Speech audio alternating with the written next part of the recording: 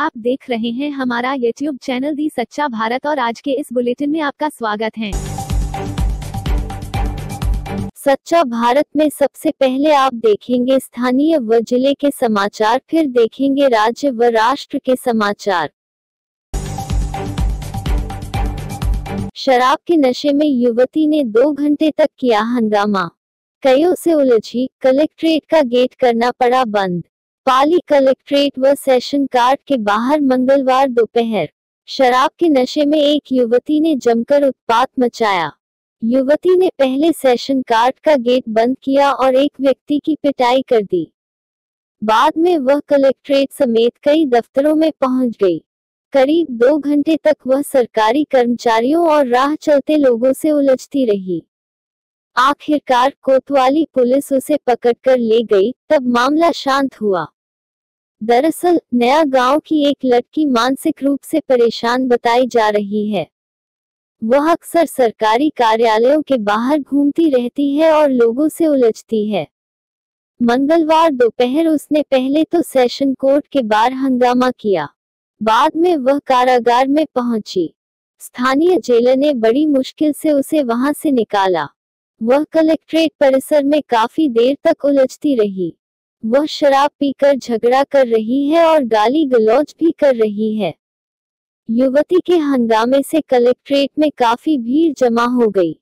यहाँ तक कि उसने कलेक्ट्रेट ऑफिस में भी घुसने का प्रयास किया, लेकिन कलेक्ट्रेट का मेन गेट बंद कर उसे रोका गया।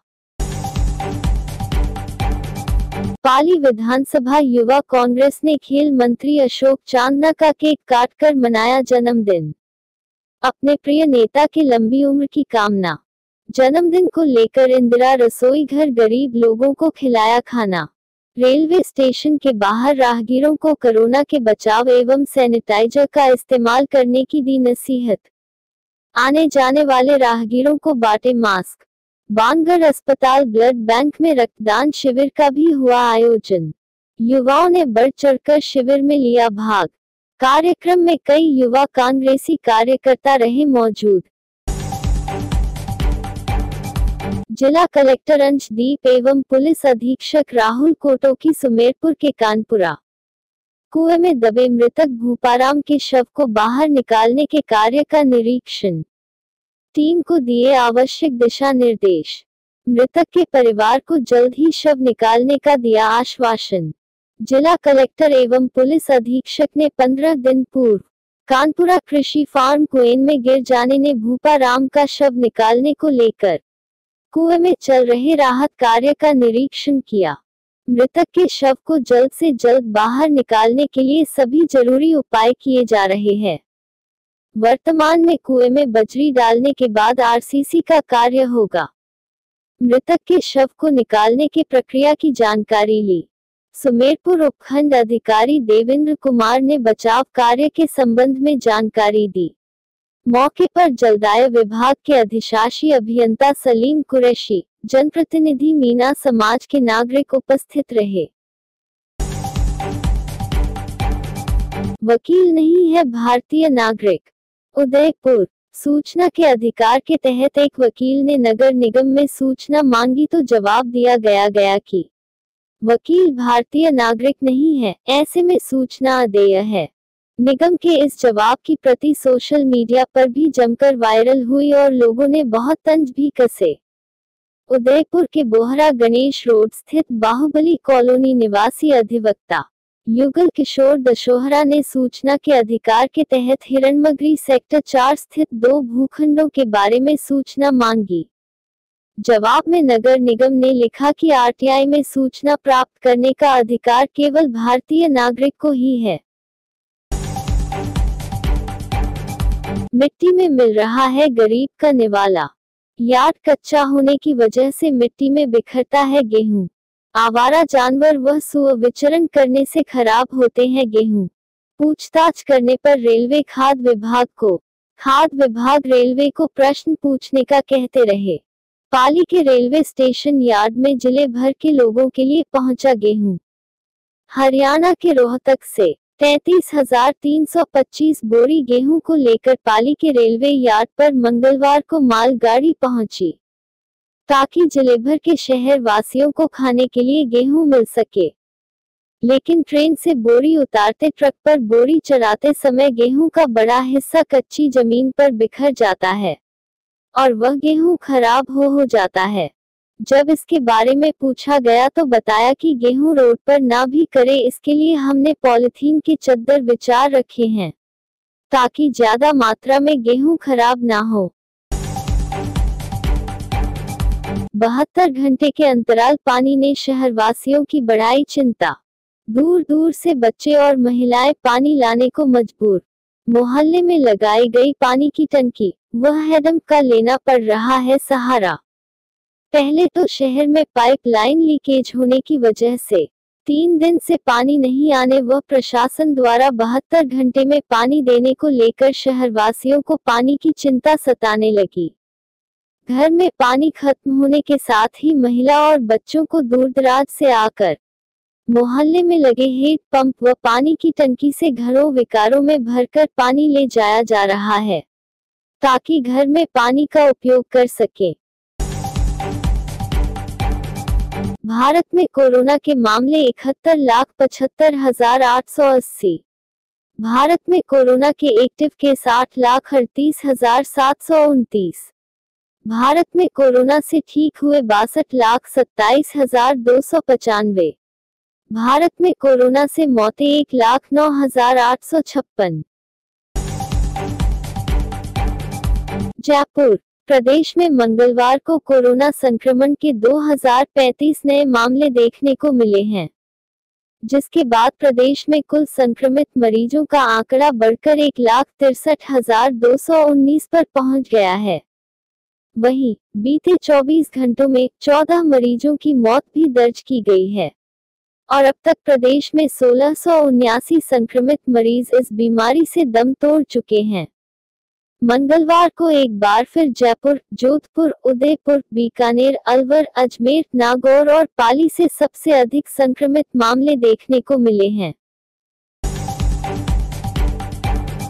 चिकित्सा विभाग से मिली जानकारी के अनुसार मंगलवार को अजमेर से 156, अलवर से 156, बांसवाड़ा से 20, बाड़मेर से 14, भरतपुर से 58, भीलवाड़ा से 6, बीकानेर से 218, बूंदी से 9, चित्तौड़गढ़ से 5, चूरू से 17, दौसा से 6, धौलपुर से 6, गंगानगर से 66, हनुमानगढ़ से 27, जयपुर से 397, जैसलमेर से 7, जालोर से 64, झालावाड़ से 2, झुंझुनू से 45, जोधपुर से 218, करौली से 2, कोटा से 84, नागौर से 132, पाली से 102, राजसमंद से 14, सवाई माधोपुर से 4, सीकर से 45, सिरोही से 28, टोंक से 22 और उदयपुर से 105 संक्रमित मामले देखने को मिले हैं। सच्चा भारत में नियमित देखिए मध्याह्न में लंच ब्रेक न्यूज एवं रात्रि में डिनर ब्रेक न्यूज। अवैध हथकड़ी शराब परिवहन करने को लेकर पुलिस ने की कार्रवाई। सेंदरा थाना पुलिस के हेड कांस्टेबल धर्माराम ने बगड़ी में आज लक्ष्मण सिंह उर्फ नैना पुत्र मोहन सिंह रावत उम्र 35 साल निवासी बिंदिया, बगड़ी थाना सेंदरा के द्वारा बिना अनुज्ञा पत्र व लाइसेंस के 2 लीटर अवैध हथकड़ी शराब अपने कब्जे में रखकर परिवहन करने पर कार्रवाई की गई है। चेन्नई ने हैदराबाद को 20 रन से हराया। सुपर किंग्स की 8 मैच में तीसरी जीत, पॉइंट्स टेबल में 6वें नंबर पर पहुंची। सनराइजर्स हैदराबाद को 14 मैच में 10वीं बार शिकस्त दी। आईपीएल के 13वें सीजन के 29वें मैच में चेन्नई सुपर किंग्स (सीएसके) ने सनराइजर्स हैदराबाद (एसआरएच) को 20 रन से हरा दिया। सीजन में चेन्नई की यह 8 मैच में तीसरी जीत है। इसी के साथ टीम पॉइंट्स टेबल में 6वें नंबर पर पहुंच गई। चेन्नई ने अब तक हैदराबाद को 14 मैच में 10वीं बार शिकस्त दी है। रविंद्र जडेजा को मैन ऑफ द मैच चुना गया। उन्होंने 10 बॉल पर 25 रन बनाए और 1 विकेट भी लिया। हाथी से गिरे योग गुरु। हाथी पर बैठकर योग आसन कर रहे बाबा रामदेव गिरे, इसके बाद उठकर धूल झाड़ने लगे। बाबा रामदेव का एक वीडियो वायरल हो रहा है, जिसमें वो योग करते वक्त हाथी की पीठ से गिर पड़े। वीडियो में दिखाई पड़ रहा है कि बाबा योग कर रहे हैं और कुछ ही देर बाद हाथी चल पड़ता है। इससे बाबा का बैलेंस बिगड़ गया और वो गिर पड़े। हालांकि इस हादसे में बाबा को कोई गंभीर चोट नहीं आई है। वो गिरते ही उठकर खड़े हो गए और फिर साथियों के साथ हंसने लगे। अब यह वीडियो सोशल मीडिया पर वायरल हो रहा है। योगी सरकार को प्रियंका गांधी की चेतावनी, कहा किसानों को धान का सही दाम दिलाएं वरना। लखनऊ। धान खरीद केंद्रों पर खरीद शुरू हो चुकी है, लेकिन मंडियों के बाहर प्राइवेट व्यापारियों के लोग किसानों को बहला फुसलाकर विभिन्न दामों पर धान खरीद रहे हैं। इस बीच कांग्रेस महासचिव प्रियंका गांधी ने मंगलवार को किसानों के मसले को उठाते हुए प्रदेश की योगी सरकार पर हमला बोला है। प्रियंका गांधी ने ट्वीट करते हुए कहा कि सरकार उत्तर प्रदेश में किसानों को धान का वाजिब मूल्य दिलाने में नाकाम है। दलितों पर ऐसे ही अत्याचार होता रहा तो विधायक न रहना ही अच्छा, वेद प्रकाश सोलंकी।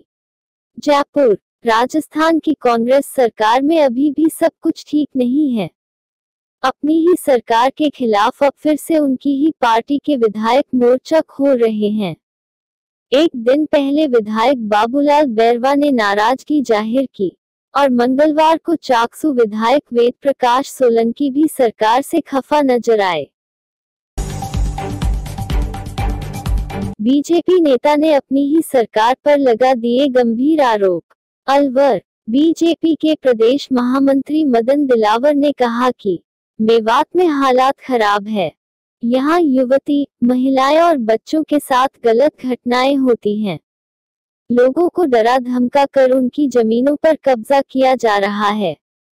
यह क्षेत्र अपराध का गढ़ बन चुका है। महाराष्ट्र में चिट्ठीबाजी, अब शरद पवार ने प्रधानमंत्री को लिखा खत। कहा राज्यपाल की भाषा पर हैरान, किसी नेता जैसा खत है। पहले राज्यपाल सीएम में हुई थी चिट्ठीबाजी। महाराष्ट्र में मंदिर न खोले जाने पर मंगलवार को राज्यपाल भगत सिंह कोश्यारी और मुख्यमंत्री उद्धव ठाकरे के बीच चिट्ठीबाजी होने के बाद अब राकांपा चीफ शरद पवार ने भी प्रधानमंत्री नरेंद्र मोदी को चिट्ठी लिखी है। उन्होंने राज्यपाल की चिट्ठी की भाषा पर हैरानी जाहिर की है। उन्होंने लिखा कि यह खत किसी राजनीतिक पार्टी के नेता द्वारा लिखा गया लगता है। दरअसल राज्यपाल ने उद्धव को चिट्ठी में लिखा था, यह विडंबना है कि एक तरफ सरकार ने बार और रेस्तरां खोल दिए हैं, लेकिन मंदिर नहीं खोले गए। ऐसा न करने के लिए आपको दैवीय आदेश मिला या अचानक से सेक्युलर हो गए। बाबूलाल बैरवा को मेरी कोई शिकायत करनी थी तो मुख्यमंत्री से कहते या संगठन से, बीडी कल्ला। जयपुर। कठुमर से कांग्रेस विधायक बाबूलाल बैरवा ने सोमवार को अपनी ही पार्टी के मंत्री रघु शर्मा और बीडी कल्ला पर दलित विरोधी होने के आरोप लगाए।